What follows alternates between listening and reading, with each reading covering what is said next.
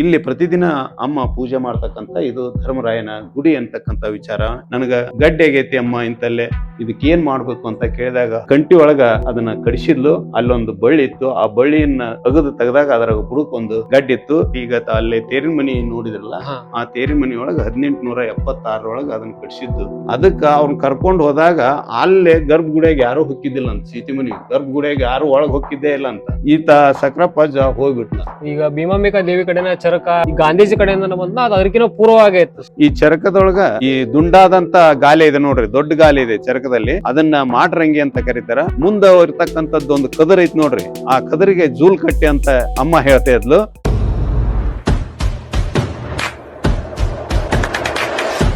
ಮೂಲತಃ ಭೂಮಾಂಬ ಸಕ್ರಪ್ಪಜ್ಜ ಇರ್ತಕ್ಕಂಥ ಮನಿ ಇದು. ಇಲ್ಲಿ ಧರ್ಮನ ಗದ್ದಿಗೆಯನ್ನ ಕಟ್ಟಿಸಿಕೊಂಡ್ರು. ತದನಂತರ ಅಮ್ಮ ಜನಿಸಿದ ಮೇಲೆ ಧರ್ಮ ಗುರುವಿನ ಗದ್ದಿಗೆಯನ್ನ ಪೂಜಿಸುತ್ತಾ ಧರ್ಮನ ಸೇವೆ ಮಾಡುತ್ತಾ ಭೀಮಾಂಬೆ ಇಲ್ಲಿದ್ಲು.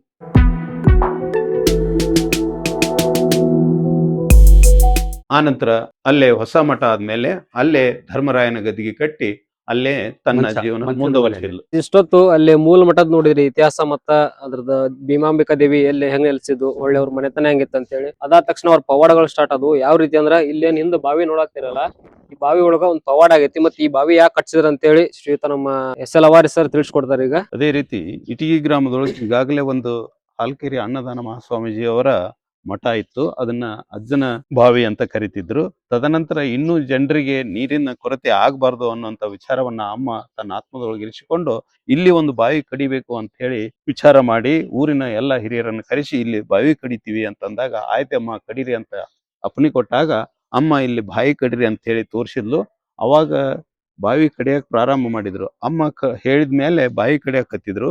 ಅಲ್ಲಿ ಗೌಡ್ರು ಅಂತ ಹೇಳಿ ಬಂದು ಇನ್ನಿತ ಆ ಕಡೆ ಕಡಿರಿ ಅಂತ ಹೇಳಿದಾಗ ಸರಿ ಅಂತ ಹೇಳಿ ಕಡಿದ್ರು. ಅಮ್ಮ ಬಂದು ನೋಡಿದೊಳಗ ನಾನು ಇಲ್ಲಿ ಹೇಳಿದ್ದೆ, ನೀವು ಅಲ್ಲಿ ಕಡಿದ್ರಲ್ಲ ಅಂತಂದಾಗ ಅಲ್ಲೇ ಗೌಡ್ರು ಹಿಂಗಂದಿದ್ರು ಅಂತಂದಾಗ ಆಯ್ತು ಸರಿ ಅದನ್ನ ಕಡಿರಿ, ಆದ್ರ ಬಾಯಾಗ ಹಾಕೊಂಡು ಸ್ವಲ್ಪ ಉಗುಳ್ತಾರ, ಅಲ್ಲಿ ಅಗಿದ್ರ ಸಿನೀರ್ ಇರ್ತಿತ್ತು ಅಂತಕ್ಕಂಥ ವಿಚಾರಗಳನ್ನ ಹೇಳಿದಾಗ ಆ ಪ್ರಕಾರ ನಾವು ನಮ್ಮ ವಿಚಾರಕ್ಕೆ ಬಂದಾಗ ಮತ್ತೆ ಅಮ್ಮ ಹೇಳಿದ ಜಾಗದೊಳಗ ಒಂದು ಬೋರ್ ಹಾಕಿದ್ವಿ.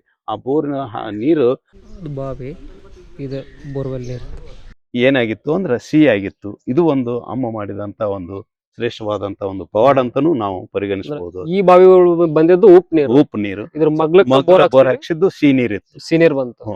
ಸೊ ಗೈಸ್ ನೋಡಾತಿರಲ್ಲ, ಈ ಬಾವಿ ಒಳಗೆ ಬಂದಿದ್ದು ಉಪ್ಪು ನೀರ್ ಬಂತು, ಅದ್ರ ಪಕ್ಕಕ್ಕ ಬೋರ್ ಹಾಕ್ಸ್ಯಾರ, ಅದ್ರ ಸಿಹಿ ನೀರ್ ಬಂತು. ಎಂತ ಪವಾಡ ಇದು! ಅವಾಗ್ಲೇನ ಬಾವಿನ ಸ್ವಲ್ಪ ಪಕ್ಕಕ್ಕೆ ಏನಾರ ಕೆತ್ ಬಿಟ್ಟಿದ್ರ ಸಿಹಿ ನೀರ್ ಸಿಕ್ ಬಿಡ್ತಿತ್ತು. ಇದು ಅಮ್ಮನ ಒಂದು ಪವಾಡ.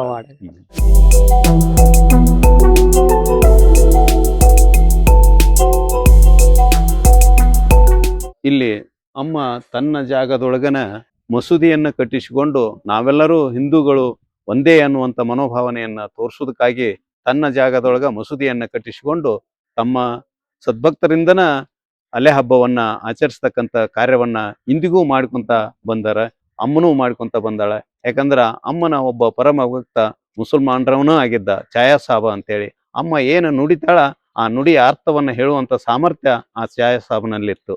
ಅದಕ್ಕೆ ಆ ಜಾಗದಲ್ಲಿ ಮಸೂತಿಯನ್ನು ಕಟ್ಟಿಸಿಕೊಂಡು ಎಲ್ಲರೂ ಒಂದಾಗಿ ಬದುಕೋಣ, ನಾವೆಲ್ಲರೂ ಒಂದೇ ಸಬ್ಕಾ ಮಾಲಿಕ್ ಏಕ್ ಹೈ ಅಂತಕ್ಕಂಥ ತತ್ವಿಚಾರಗಳನ್ನ ಹೇಳ್ಕೊಂಡು ಇಲ್ಲಿ ನಾವೆಲ್ಲರೂ ಒಂದು ಅನ್ನುವಂತ ವಿಚಾರವನ್ನ ತಿಳಿಸಿಕೊಟ್ಲು. ತದನಂತರ ಇಲ್ಲೇ ಇದರ ಪಕ್ಕದೊಳಗ ಗರಡಿ ಮನಿಯನ್ನ ತನ್ನ ಜಾಗದಾಗ ಕಟ್ಟಿಸಿಕೊಂಡು ನಮ್ಮ ಗ್ರಾಮದ ಎಲ್ಲ ಯುವ ಪೀಳಿಗೆಗಳು ಸದೃಢವಾಗಿ ದೇಹವನ್ನು ಬೆಳೆಸಿಕೊಂಡು ಸದೃಢವಾಗಿ ಬದುಕಲಿ ಅನ್ನುವಂಥ ವಿಚಾರದಿಂದ ತನ್ನ ದೇಹದಾಡ್ಯದ ವಿಚಾರವಾಗಿ ಅಮ್ಮ ಇಲ್ಲೊಂದು ಗರಡಿ ಮನಿಯನ್ನು ಕಟ್ಟಿಸಿಕೊಟ್ಲು. ಆನಂತರ ಗರಡಿ ಮನಿ ಮುಂದ ಗರುಡಗಂಬ ಅಂತಕ್ಕಂಥ ಒಂದು ಧ್ವಜ ಸ್ತಂಭವನ್ನು ಕಟ್ಟಿಸಿದ್ಲು. ಅಂದಿನಿಂದ ಇಂದಿನವರೆಗೂ ಆ ಧ್ವಜವನ್ನ ನಾವು ರಾಷ್ಟ್ರೀಯ ಹಬ್ಬದಲ್ಲಿ ರಾಷ್ಟ್ರ ಧ್ವಜವನ್ನ ಹಾರಿಸುತ್ತಾ ಬಂದೀವಿ. ನೋಡ್ರಿ ಗೈಸ್, ಗರಡಿ ಮನೆ ಆಗಿನ ಕಾಲದ ಯಾವ ರೀತಿ ಇದ್ವು ಅಂತೇಳಿ, ಎಷ್ಟು ಹೈಟ್ ಒಳಗಿತ್ತು. ಇವಾಗೆಲ್ಲ ಹಂಗೆ ಹಾಳು ಬಿದ್ದೈತಿ, ಬಟ್ ಇಲ್ಲಿ ಇದನ್ನ ಯೂಸ್ ಮಾಡಾತಿಲ್ಲ. ಇಷ್ಟೊತ್ತು ಅಲ್ಲೇ ಮೂಲ ಮಠ ನೋಡ್ರಿ, ಇದು ಬಂದ್ಬಿಟ್ಟು ಧರ್ಮದ ಮಠ, ಧರ್ಮರಾಯರ ಮಠ. ಇವಾಗ ಇದ್ರದ್ದು ಮೂಲ ಇತಿಹಾಸನ ತಿಳಿಸ್ಕೊಡ್ತಾರ. ಇಲ್ಲಿ ಮೊದಲ ಇಲ್ಲಿವರೆಗೂ ಹೇಳಿದಂತ ವಿಚಾರವಾಗಿ ಅಲ್ಲಿ ಹಳೆ ಮಠದ ವಿಚಾರಗಳನ್ನು ತಿಳಿಸಲಾಗಿ ತದನಂತರ ಇಲ್ಲಿ ಹೊಸ ಮಠ ಕಟ್ಟಿಸಿ ಧರ್ಮರಾಯನ ಗದ್ದಿಗೆಯನ್ನ ಇಲ್ಲಿ ಪ್ರತಿಷ್ಠಾಪನೆ ಮಾಡಿ ಇಲ್ಲಿ ಪ್ರತಿದಿನ ಅಮ್ಮ ಪೂಜೆ ಮಾಡ್ತಕ್ಕಂಥ ಇದು ಧರ್ಮರಾಯನ ಗುಡಿ ಅಂತಕ್ಕಂಥ ವಿಚಾರ ಹೇಳ್ತಾ ಇದ್ದೀನಿ. ಇಲ್ಲಿ ಧರ್ಮರಾಯನ ಮೂರ್ತಿ ಇದೆ.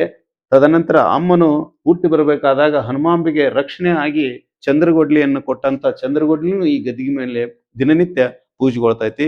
ಅನಂತರ ಪ್ರತಿದಿನ ಜನ ಇಲ್ಲಿ ಬಂದು ಧರ್ಮರಾಯನ ಇತಿಹಾಸವನ್ನ ಕೇಳ್ಕೊಂತಿದ್ರು. ಅಮ್ಮ ಇಲ್ಲೇ ನೂಲ್ಕೊಂತ ಕುಂದಿರ್ತಿದ್ಲು. ನೂಲ್ಕೊಂತ ಕುಂದಿರ್ಬೇಕಾದಾಗ ಬಂದಂತ ಸದ್ಭಕ್ತರು ತಮ್ಮ ಏನೇ ಸಮಸ್ಯೆಗಳನ್ನು ಹೇಳಿದ್ರು ಆ ಸಮಸ್ಯೆಗಳಿಗೆ ಪರಿಹಾರ ಕೊಟ್ಟು ಅವ್ರಿಗೆ ಈ ರೀತಿ ಮಾಡ್ರಿ, ನಿಮ್ಮ ಎಲ್ಲ ಸಮಸ್ಯೆಗಳು ಪರಿಹಾರ ಆಗ್ತೇವೋ ಅಂತಕ್ಕಂಥ ತತ್ವಿಚಾರಗಳನ್ನ ಸದ್ಭಕ್ತರಿಗೆ ತಿಳಿಸಿ ಕೊಡ್ತಿದ್ಲು. ತದನಂತರ ಆಮೇಲೆ ಬರ್ಬರ್ತಾ ಯಾರ್ಯಾರು ಏನ್ ಕೇಳ್ತಾರ ಅದಕ್ಕೆಲ್ಲ ತಾನು ವಿಚಾರಗಳನ್ನ ಹೇಳ್ತಾ ಬರ್ತಿದ್ರು. ಒಂದ್ ಸಂದರ್ಭದೊಳಗ ಒಬ್ಬ ವ್ಯಕ್ತಿ ಬಂದು ನನಗ ಗಡ್ಡೆ ಆಗೈತಿ ಅಮ್ಮ ಇಂತಲ್ಲೇ, ಇದಕ್ಕೆ ಏನ್ ಮಾಡ್ಬೇಕು ಅಂತ ಕೇಳಿದಾಗ, ಹೌದನಪ್ಪ ತಡಿ ಹಾಗರ ಅಂತೇಳಿ ಅಲ್ಲಿ ಹೊರಗೆ ಯಾರು ಅದರ ನೋಡು ಕರಿ ಅಂತೇಳಿ ಒಬ್ಬರನ್ನ ಕೊಟ್ಟು ಕಳಿಸಿದ್ಲು. ಅಲ್ಲಿ ಯಾರು ಇಲ್ಲಮ್ಮ ಅಂತ ಹೇಳಿದಾಗ ಅಲ್ಲಿ ಬೋವಿ ಸಂತಾನಮ್ಮಪ್ಪ ಅಂತೇಳಿ ಆಡಾಕತೈತಿ ಅಮ್ಮ ಹುಡುಗ ಅಂತಂದ್ರ, ಹಾಗಾರ ಅವನ್ನ ಕರಿ ಇಲ್ಲಿ ಅಂತೇಳಿ ಅವನ್ ಕರೆದು ಬಾಯಿಲೆ ಒಂದು ಬಾಯಿಗುದ್ಲಿ ತಗೊಂಬಾಯಿಲೆ ಅಂತೇಳಿ ಮುಂದೆ ಹೋಗಿ ಅಲ್ಲಿ ಒಂದು ಕಂಟಿ ಒಳಗ ಅದನ್ನ ಕಡಿಸಿದ್ಲು. ಅಲ್ಲೊಂದು ಬಳ್ಳಿ ಇತ್ತು. ಆ ಬಳ್ಳಿಯನ್ನ ಅಗದು ತೆಗೆದಾಗ ಅದರ ಬುಡಕ್ಕೊಂದು ಗಡ್ಡಿ ಇತ್ತು. ಇದ ಗಡ್ಡಿ ನೋಡಪ್ಪ, ಇದಕ್ಕ ಚಿತ್ರಮೂಲ ಗಡ್ಡಿ ಅಂತಾರ. ಇದನ್ನ ಓದು, ಆ ಗಡ್ಡಿಗೆ ಪ್ರತಿದಿನನೂ ಆ ಸಾನಿಕಲ್ ಮೇಲೆ ತೇದು ಅದನ್ನ ಎಲ್ಲಿ ಆಗೈತಿ ಅಲ್ಲಿ ಹಚ್ಚು, ಒಂದಿಟ್ಟು ಬೆಂಕಿ ಕಾಸು, ಒಂದಿಟ್ಟು ಹೊಟ್ಟೆಗೂ ತಗೋ ಅಂತಕ್ಕಂಥ ವಿಚಾರನ ಹೇಳಿದಾಗ ಆ ಸದ್ಭಕ್ತ ಆ ರೀತಿ ಮಾಡಿದಾಗ ಅವನ ಗಡ್ಡಿ ಎಲ್ಲ ವಾಸಿ ಆತು. ಅಲ್ಲಿಂದ ಮತ್ತೆ ಪ್ರತಿ ಜನನು ಆ ಗಡ್ಡಿ ತಗೊಳ್ಳೋದಕ್ಕಾಗಿ ಬರ್ತಾ ಇರ್ತಾರ, ಈಗೂ ಬರ್ತಾ ಇರ್ತಾರ, ಈಗೂ ಒಯ್ತಾ ಇರ್ತಾರ. ಅದು ಒಂದು ಪವಾಡ. ಆ ಮನಿತನ ಬಡತನದೊಳಗಿತ್ತು, ಬೋವಿಯರ ಮನಿತನ ಅಂತೇಳಿ. ಆ ಬಡತನ ನಿನಗ ಪೂರಾ ನೀನು ಬಡತನ ಹೋಗ್ತೈತಿ ನಿನ್ ಮನಿತನದಿಂದ, ನೀನು ಈ ಕಾಯಕ ಮಾಡು. ಆದ್ರ ಬಂದಂತ ಸದ್ಭಕ್ತರಿಗೆ ನೀ ಹಂಗ ಕೊಡ್ಬೇಡ. 4 ಸೇರ್ ಜೋಳ ತಗೋ, ಸರಿ ಹೆಚ್ಚಾದ್ರೂ ತಗೋಬೇಡ, ಸರಿ ಕಡಿಮೆ ಆದ್ರೂ ತಗೋಬೇಡ, ಎಷ್ಟಿರ್ತೈತಿ ಅಷ್ಟು ತಗೋ.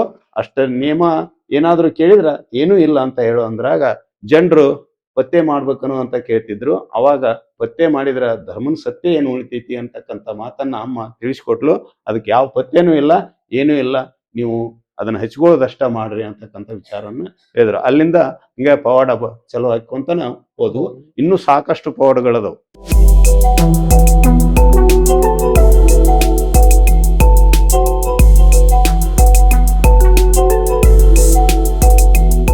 ಹಾಗೆ ಮಕ್ಕಳು ಇಲ್ದವ್ರಿಗೆ ಮಕ್ಕಳನ್ನ ಕರುಣಿಸ, ಆನಂತರ ಜ್ವರ ಬಂದವ್ರಿಗೆ ಜ್ವರ ನಿವಾರಿಸ ಮಾಡ್ಯಾಳ. ಎಲ್ಲ ಇನ್ನೂ ಅನೇಕ ಪವಾಡಗಳನ್ನ. ಆನಂತರ ಈ ಮೂಲ ಸತ್ಪುರುಷರಾಗಿರ್ತಕ್ಕಂಥ ನಾಗಲಿಂಗ ಪಜ್ಜ, ಶರೀಫಜ್ಜ ಅವ್ರಿಗೆಲ್ಲ ಬುತ್ತಿ ಉಣಿಸಿದ ಮಹಾತಾಯಿ ಆಗ್ಯಾಳ. ಅಂತ ವಿಚಾರಗಳನ್ನ ಅಮ್ಮ ತನ್ನ ಆತ್ಮದೊಳಗೆ ಇರಿಸಿಕೊಂಡು ಬಂದಂತ ಸದ್ಭಕ್ತರಿಗೆ ಕಲಿಯುಗದ ಕಾಮಧೇನು ಕಲ್ಪವೃಕ್ಷ ಆಗಿ ತಾನು ಇಲ್ಲಿ ನೆಲೆಸ್ಯಾಳ ಅಂತ ಹೇಳಿ. ಇದು ಸುಮಾರು ಎಷ್ಟು ವರ್ಷದ ಹಿಂದಲ್ದ ಕಥೆ? ಸುಮಾರು ಇದು 700 ವರ್ಷದ ಹಿಂದಿನ ಕಥೆ. 700 ವರ್ಷ? 200 ವರ್ಷ, 200 ವರ್ಷದ ಹಿಂದಿನ ಕಥೆ. ಯಾಕಂದ್ರೆ ಈಗ ಅಲ್ಲೇ ತೇರಿನ ಮನಿ ನೋಡಿದ್ರಲ್ಲ, ಆ ತೇರಿನ ಮನಿ ಒಳಗ 1876 ಅದನ್ನ ಕಟ್ಸಿದ್ದು ಇಸ್ವಿ ಐತಿ ಅದಕ್ಕ. ಆ ನಂತರ ಈಗ ಇನ್ನು ಅಲ್ಲಿ ಹೊಸ ಮಠ ಐತಲ್ಲ ಊರ್ ಹೊರಗ, ಆ ಹೊಸ ಮಠ 1976 ಅದನ್ನ RCC ಹಾಕಿದೆ. ಈಗ ಇಟಗಿ ಒಳಗ ಮಠ ನೋಡತ್ತಿರಲ್ಲ, ಮೂಲ ಮಠ ಅಲ್ಲ, ಅದು ರೀಸೆಂಟ್ ಆಗಿ ಸ್ಥಾಪನೆ ಆಗಿದ್ದು. ಅಂದ್ರೆ ಒಂದು 60 ವರ್ಷದ ಹಿಂದಲ್ದಿರ್ಬೋದು. ಅದು ಸಮಾಧಿ ಅಲ್ಲಿ, ಅಮ್ಮನ ಸಮಾಧಿ ಅದು. ಆದ್ರೆ ಅಮ್ಮ ಜೀವನ ಮಾಡಿದ್ದು ಎಲ್ಲಾ ಪವಾಡ ಮಾಡಿದ್ದು ಇಲ್ಲೇ, ಅಕ್ಕಿ ಸಮಾಧಿ ಅದು. ಅನಂತರ ಅಕ್ಕಿ ಸಮಾಧಿನೂ ಇಲ್ಲೇ ಮಾಡ್ಬೇಕಂತ ಇದೆಲ್ಲ ದೈವರು ವಿಚಾರ ಮಾಡಿದಾಗ ನಾವು ಅವಾಗಿನ ಸಂಪ್ರದಾಯ ಪ್ರಕಾರ ಮೇಲು ಕೀಳು ಅಂತ ಭಾವನೆ ಇದ್ವು. ಜಾತಿ ಬಹಳ ಇತ್ತು. ಆ ಸಂದರ್ಭದೊಳಗ ಇಲ್ಲಿ ಅಮ್ಮಂದು ಮಾಡೋದು ಬೇಡ ಅಂತ ಹೇಳಿ ಊರನ್ನವರು ತಕರಾರು ಮಾಡಿದ್ದಕ್ಕ ಮತ್ತೆ ಅಲ್ಲಿ ಊರ್ ಹೊರಗ ಮಾಡ್ಬೇಕಂತ ವಿಚಾರ ಮಾಡಿದಾಗ ಅಲ್ಲಿ ಜಾಗ ಕೊಡೋರು ಯಾರು ಅಂತ ವಿಚಾರ ಬಂದಾಗ ಅಮ್ಮನ ಹೋಗಿ ಚಾಂಬರ್ ಪನಿಯಪ್ಪ ಅಂತ ಇದ್ನ, ಆ ಪನಿಯಪ್ಪನ ಹೋಗಿ, ಪನಿಯಪ್ಪ ನನಗೆ ಹಿಂಗ ಸಮಸ್ಯೆ ಆಗೈತಿ, ನನಗ ಒಂದು ಹೊರಸಿನ ನುಲಿ ಎಷ್ಟು ಉದ್ದ ಇರ್ತೈತಿ ಅಷ್ಟು ಚೌರಸ್ ಫೂಟ್ ಆ ನೂಲಿನಷ್ಟು ನನಗೆ ಜಾಗ ಕೊಡ್ತೀಯ ನನ್ನ ಸಮಾಧಿ ಅಂದಾಗ, ಆಯ್ತು ತಗೋರವ ಅಂತ ಹೇಳಿ ಅವ್ರ ಜಾಗ ಕೊಟ್ಟು ಅಲ್ಲಿ ಸಮಾಧಿ ಪ್ರತಿಷ್ಠಾಪನೆ ಮಾಡಿದ್ರು. ಅದಕ್ಕೆ ಅವಾಗನ ಒಂದು ಮಾತು ಹೇಳಿಲ್ಲ ಅಮ್ಮ, ಅಮ್ಮ ನೀವು ಇಲ್ಲಿ ಮಾಡಿಬಿಟ್ರು, ಊರ್ ಹೊರಗ ಆಗ್ಬಿಟ್ಟಿ ಅಮ್ಮ ಅಂತ ಹೇಳಿ ಊರನ್ನ ಸದ್ಭಕ್ತರು ಹೋಗಿ ಕೇಳಾಕ್ ಹೋದ್ರ ಏನ್ ಮಾಡಕ್ ಆಗೋದಿಲ್ಲಪ್ಪ, ಊರಾಗ ಮಾಡಿದ್ರು ಊರನ್ನ ಅವ್ರಿಗೆ ಇರ್ತಿದ್ದೆ, ಊರ್ ಹೊರಗ್ ಮಾಡ್ಯಾರ, ಊರ್ ಹೊರಗಿನವ್ರಿಗೆ ಇರ್ತೀನಿ ನಾನು ಅಂತಕ್ಕಂಥ ವಿಚಾರವನ್ನ ಅವಾಗ ಅಮ್ಮ ಹೇಳ್ಯಾಳ.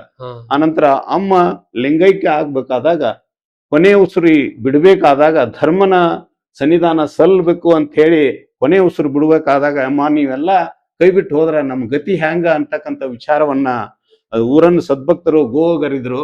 ಅವಾಗ ನೀವು ಯಾರು ವಿಚಾರ ಮಾಡ್ಬೇಡ್ರಪ್ಪ, ನಾನು ನೆನೆಸಿದವ್ರ ಮನಸ್ಸಿನಾಗಿರ್ತೀನಿ, ನೆನೆಸಿದವ್ರ ಮನಿ ಕಟ್ಟುಗೂಡ್ದಾಗ ಸಹ ಇರ್ತೀನಿ, ನೀವು ಚಿಂತೆ ಮಾಡ್ಬೇಡ್ರಿ, ಯಾರು ನೆನೆಸ್ತೀರಿ ಅವ್ರ ಮನಸ್ಸಿನಾಗ ಇರ್ತೀನಿ ಅಂತಕ್ಕಂಥ ಅಭಯ ಹಸ್ತವನ್ನ ಕೊಟ್ಟು ತಾನು ಶಿವನ ಪಾದವನ್ನ ಸೇರಿ ಅದು ಸಕ್ರಪ್ಪ ಹನುಮಾಂಬೆ ಸಕ್ರಪ್ಪಜ್ಜ ಮತ್ತು ಅರ್ಜುನಪ್ಪಜ್ಜ ಹುಟ್ಟಿದ ಮೇಲೆ ಸೀತಿ ಮನೆಗೆ ಬರ್ತೀನಿ ನಾನಂತ ಹೇಳಿ ಬೇಡ್ಕೊಂಡಿದ್ಲು ಅಂತ ಹನುಮಾಂಬೆ. ಸಿನಿಮಾದವ್ರು ಮಾಡಿಬಿಟ್ರಿ ಈಗ ಗೆಜ್ಜೆ ಗಡ್ಡಿ ಹುಟ್ಟಿ ಸಾಯ್ತಾನಂತ ಪುಸ್ತಕದಾಗ ಬರದ್ರಿ ಚರಿತ್ರೆನ. ಸಿನಿಮಾದಾಗ ಏನಾಯ್ತು ಮನಿ ಸುಟ್ಟು ಮನೆಯನ್ನು ಸುಟ್ಟು ಹುಡುಗ ಕೂಸು ಉಳಿಸಿದ್ರಂತ. ಹಂಗ ತತ್ವಿಚ ಈಗ ಕಂಬಳಿ ಸರ್ ತಿಳಿಸಿದ್ದಿದು. ಅದಕ್ಕ ಸಕ್ರಪ್ಪಜ್ಜ ಅರ್ಜುನಪ್ಪಜ್ಜ ಹುಟ್ಟಿದಾಗ ನಿನ್ಗ ದರ್ಶನಕ್ಕೆ ಬರ್ತೀನಂತ ಹನುಮಾನ್ ಬೇಡ್ಕೊಂಡಿದ್ಲ ಅಂತ. ಬೇಡ್ಕೊಂಡಾಗ ಸಕ್ರಪ್ಪ ಹುಟ್ಟಬೇಕಾದ್ರ ಆಕಿ ವರದಿಂದನ ಹುಟ್ಟಿದ್ನಂತ ಸಕ್ರಪ್ಪ. ಅದಕ್ಕ ಅವ್ರನ್ನ ಕರ್ಕೊಂಡು ಹೋದಾಗ ಅಲ್ಲೇ ಗರ್ಭಗುಡಿಯಾಗ ಯಾರು ಹೊಕ್ಕಿದ್ದಿಲ್ಲ ಅಂತ. ಸೀತಿ ಮನಿ ಗರ್ಭಗುಡಿಯಾಗ ಯಾರು ಒಳಗ್ ಹೊಕ್ಕಿದ್ದೇ ಇಲ್ಲ ಅಂತ. ಈತ ಸಕ್ರಪ್ಪಜ್ಜ ಹೋಗ್ಬಿಟ್ನಂತ.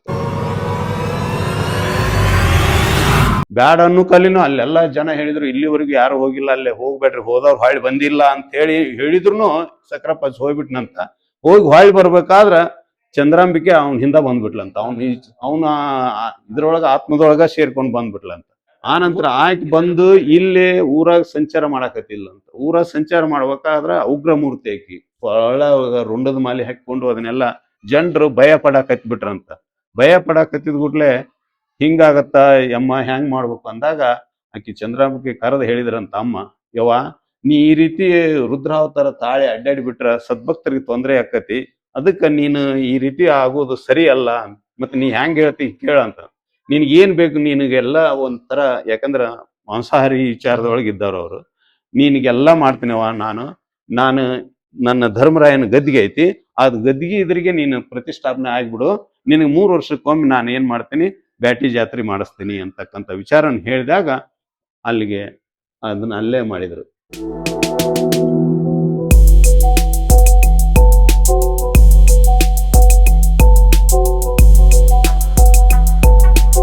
ಸೊ ಗೈಸ್, ನಿಮ್ಗೆಲ್ಲಾ ಒಂದು ಡೌಟ್ ಇದ್ದ ಇರುತ್ತ, ಇಟ್ಕಿ ಭೀಮಾಂಬಿಕೆ ಚರಕ್ ಯಾಕಿರತ್ತ ಅಂತ ಹೇಳಿ. ಸೊ ಅದ್ರದ್ದು ಮೂಲ ಇತಿಹಾಸನ ಇವಾಗ ತಿಳಿಸ್ಕೊಡ್ತಾರ, ಅದನ್ನು ಕೇಳ್ರಿ.